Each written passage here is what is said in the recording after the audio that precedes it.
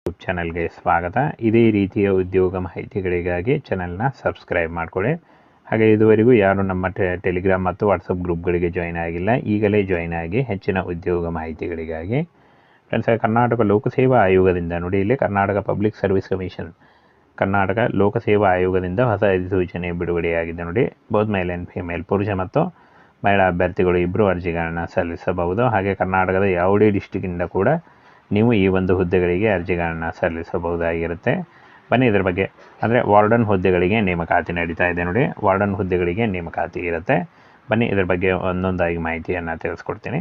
ಕರ್ನಾಟಕ ಹಿಂದುಳಿದ ವರ್ಗಗಳ ಕಲ್ಯಾಣ ಇಲಾಖೆ, ಸಮಾಜ ಕಲ್ಯಾಣ ಇಲಾಖೆಯಲ್ಲಿ ಖಾಲಿ ಇರತಕ್ಕಂಥ 825 ಹಾಸ್ಟೆಲ್ ವಾರ್ಡನ್ ಉದ್ಯೋಗಗಳಿಗೆ ನೇಮಕಾತಿಯ ಹೊಸ ಅಧಿಸೂಚನೆ ಆಗಿರುತ್ತೆ ನೋಡಿ.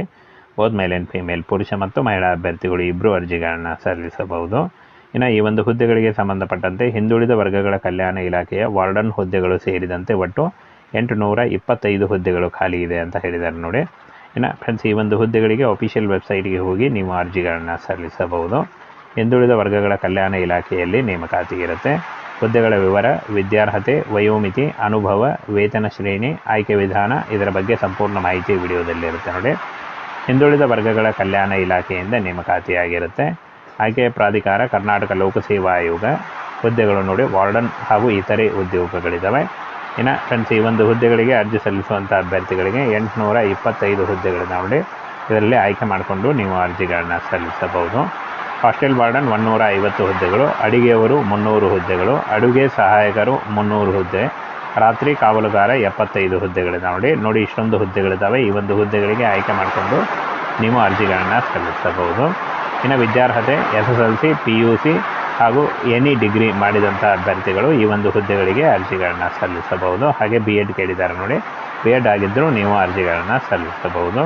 ಇನ್ನು ವಯೋಮಿತಿಯನ್ನು ನೋಡೋದಾದರೆ 18ರಿಂದ 35 ವರ್ಷ, OBC ಅಭ್ಯರ್ಥಿಗಳಿಗೆ 3 ವರ್ಷ ಮತ್ತು SC/ST ಅಭ್ಯರ್ಥಿಗಳಿಗೆ 5 ವರ್ಷಗಳ ವಯೋಮಿತಿ ಸಡಿಲಿಕೆ ಕೂಡ ಇರುತ್ತೆ ನೋಡಿ. ಆದಷ್ಟು ನಿಮ್ಮ ವಯಸ್ಸನ್ನು ಲೆಕ್ಕಾಚಾರ ಮಾಡಿಕೊಂಡು ನೀವು ಅರ್ಜಿಗಳನ್ನು ಸಲ್ಲಿಸಬಹುದು.